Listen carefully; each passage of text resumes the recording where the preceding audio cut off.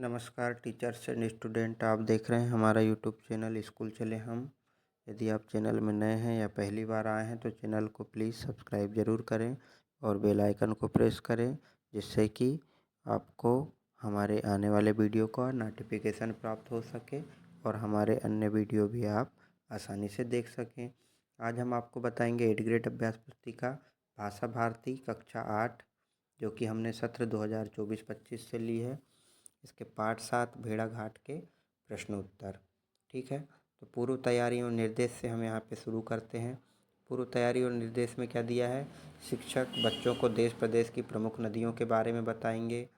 शिक्षक बच्चों से उनके आसपास की नदियों के बारे में जानकारी प्राप्त करें, जैसे प्राकृतिक सौंदर्य, सामाजिक, धार्मिक, सांस्कृतिक महत्व। फिर है शिक्षक बच्चों को नर्मदा नदी के बारे में प्रमुख बातों को बताएं। फिर है शिक्षक बताएं कि नदियां जलप्रपात कैसे बनाती हैं। फिर है शिक्षक बच्चों को बताएं भेड़ाघाट पाठ नर्मदा नदी के मार्ग में पड़ने वाले एक स्थान के बारे में लिखा गया यात्रा वृत्तांत है, और भी अन्य पॉइंट यहाँ पे दिए गए हैं। तो ये पाठ पढ़ने के पहले हमको ये तैयारियाँ कर लेनी है। उसके बाद में हम आते हैं बहुविकल्पी प्रश्न में। तो बहुविकल्पी प्रश्न में सही उत्तर छांट कर लिखिए। तो पहला प्रश्न है, भेड़ाघाट में कौन सी नदी बहती है? तो इसमें विकल्प हैं बेतवा, नर्मदा, चंबल और केन। तो इसका उत्तर आएगा बी नंबर का, नर्मदा नदी बहती है। प्रश्न 2 है, लोक मान्यता के अनुसार भेड़ाघाट में तपस्या करने वाले ऋषि कौन थे? तो इसमें है भृगु, अत्रि, जमदग्नि, विश्वामित्र। तो इसका उत्तर आएगा ए नंबर का भृगु। इसके बाद है, नर्मदा नदी का उद्गम कहाँ से हुआ है? तो ग्वारी घाट से, भेड़ाघाट से, अमरकंटक से, लोकेश्वर से। तो इसका उत्तर सी नंबर का है, अमरकंटक से। फिर है सही वर्तनी वाला शब्द कौन सा है? तो इसमें नर्मदा, प्रपात, पर्वत, जबलपुर। तो इसमें है बी नंबर का प्रपात। ठीक है, इसके बाद आते हैं हम प्रश्न 5 में। इन्होंने जन्म लेते ही भेड़ाघाट देखा है और भेड़ाघाट देखते देखते ही मिट जाएंगे। लेखक ने यह बात किसके बारे में कही है? मछलियों, मगरमच्छों के लिए, संगमरमर की चट्टानों के लिए, घास और घास पात के लिए, नर्मदा के घाटों के लिए। तो इसका उत्तर आएगा सी नंबर का, घास और घास पात के लिए। फिर है, नीचे दिए गए शब्दों में से उचित शब्द चुनकर रिक्त स्थानों की पूर्ति कीजिए। तो यहाँ पे दिए गए हैं शब्द नर्मदा, ताप्ती, 800, तपस्वी, सतपुड़ा, घर घर, 200 और अरावली, है ना। तो आइए हम शुरू करते हैं यहाँ पे खाली स्थान। तो यहाँ से उत्तर भरना है अपने को। प्रश्न क्रमांक 6, नर्मदा नदी की लंबाई खाली स्थान मील है, तो इसमें आ जाएगा उत्तर यहीं से 800 मील है। फिर है 7वां नंबर का, मध्य प्रदेश की नर्मदा नदी की परिक्रमा की जाती है। ठीक है।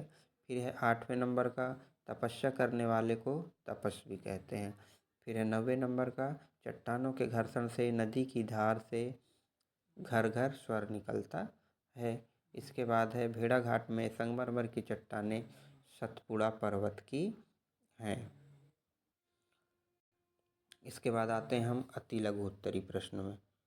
तो अति लघु उत्तरी प्रश्न क्या है? प्रश्न नंबर 11, पाठ के अनुसार संस्कृत कोश में नींबू का उल्लेख करना कौन भूल गया था? तो लेखक कालिदास भूल गए थे। फिर आते हैं प्रश्न 12 में, लेखक ने भेड़ाघाट की चट्टानों को तपस्वी क्यों कहा है?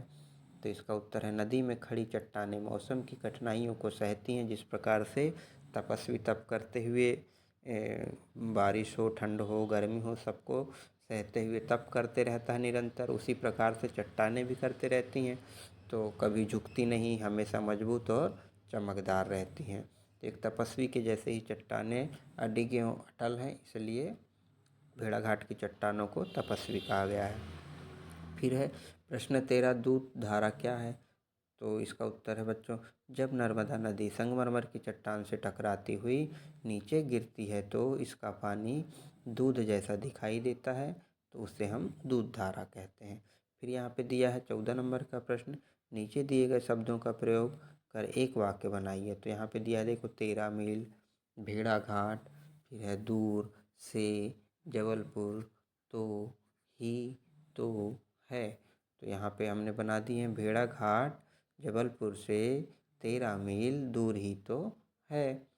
फिर आते हैं हम लघु उत्तरी प्रश्न में। तो लघु उत्तरी प्रश्न क्रमांक 15 है, हिमालय की बर्फीली चोटियों और नर्मदा में क्या अंतर है।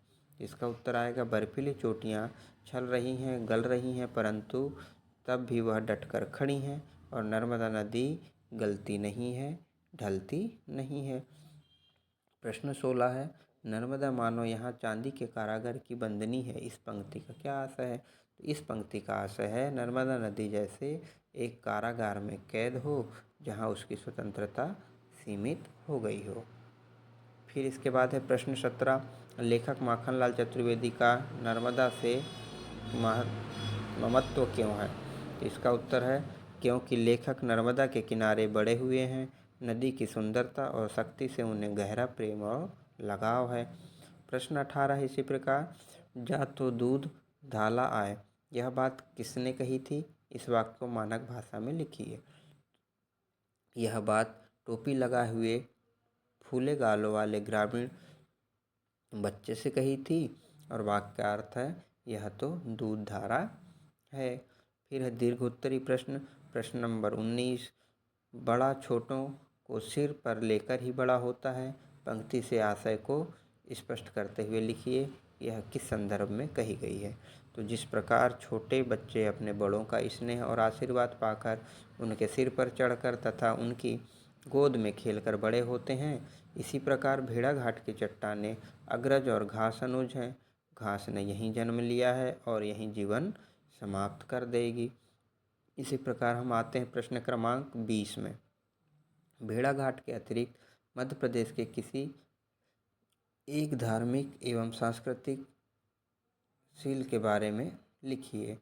तो यह इसका उत्तर है, हमने लिखे हैं उज्जैन।